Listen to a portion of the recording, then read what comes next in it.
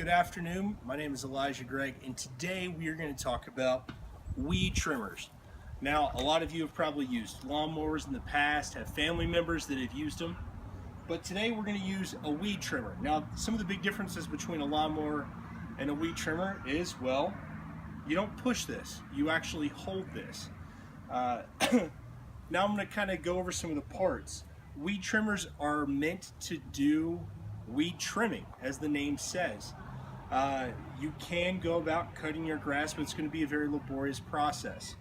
Let's talk about the different pieces, and then we're going to get into safety. So we're going to start at the bottom, if you'll come in. And what we have down here is we have the head. Now the head will have plastic, usually that extends, and this is called cutting line. So this line of plastic, like a small tiny rope, is what will spin around and will actually cut the weeds that are needing to be cut. You're just talking about normal grass when you're cutting. You're not talking about big branches. This is not the device to use for that. So you want to make sure that your head's secure.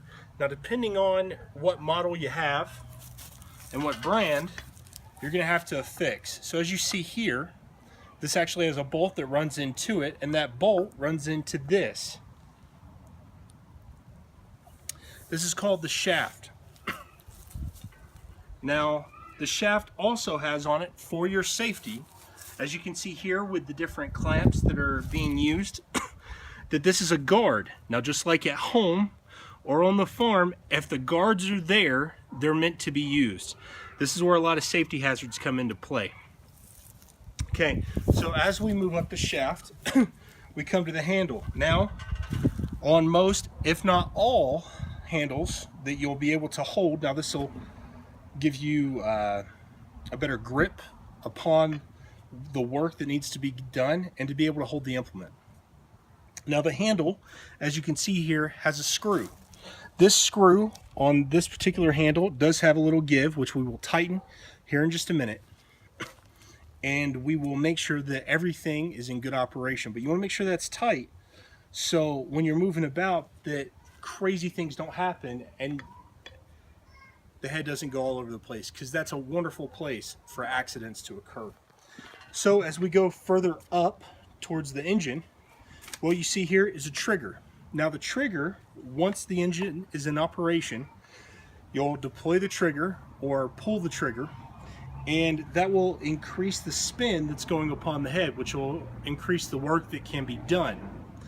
To decrease the work, you'll just slightly let go of what the trigger, and it'll slow it down.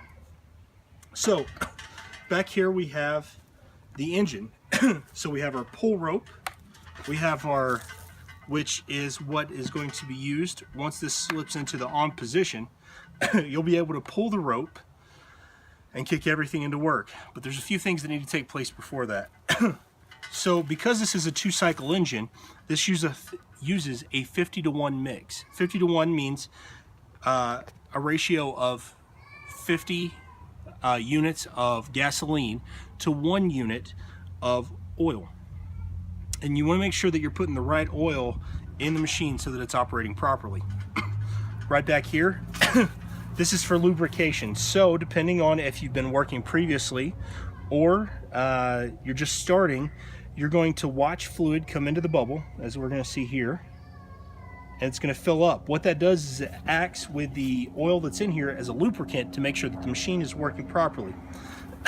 As we see here, we see the spark plug and the spark plug head, which connects onto it, which allows the electricity to run through the machine.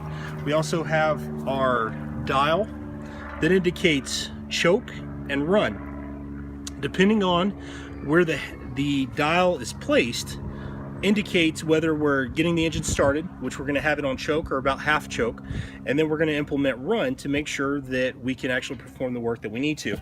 So a couple quick things about safety. When dealing with any kind of combustion engine, you need to make sure that you're not putting yourself in a situation where you could have fire. Also, you want to make sure that your hands are clean and that you're not getting dirt inside the machine. If you get dirt inside the machine, it can make it inoperable, or depending on the ratios you're mixing with, if you're around an open flame, well, combustion, you might just catch fire. So also, wherever this goes, wherever the head goes, depends on what work can be done. And if it's going to your buddy or a friend's face, they're not going to have a happy day. So let's get this going. As I said, I've already lubricated. I have my correct ratio of fluid in here. Also, you want to make sure that it can breathe, because if it's not breathing, it could catch fire, and fire is not good for anybody unless you're roasting marshmallows.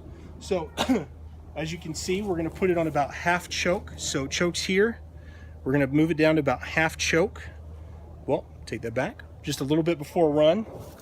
We have our put in the right position that we can start it. I'm going to grab the pull rope. Now, a couple things to note too. I am wearing my safety glasses and I'm putting in ear protection. Once you lose your ability to hear or see, it's very hard to get anything to replace it. So let's take care of the business. Let's do that. And away we go.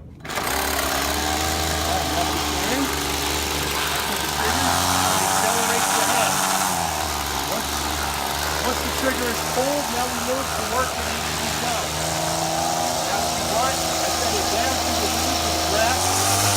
I pull the trigger, and it begins to perform the work that we need to do.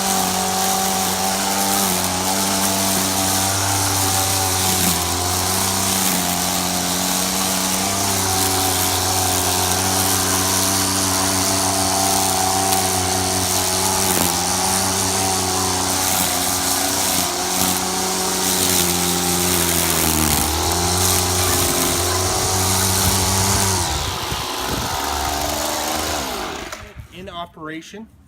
Now, just a quick word. Make sure anytime that you have any kind of equipment that you read the owner's manual. With use of the owner's manual and a detailed review of safety, you can have a wonderful weed trimming experience.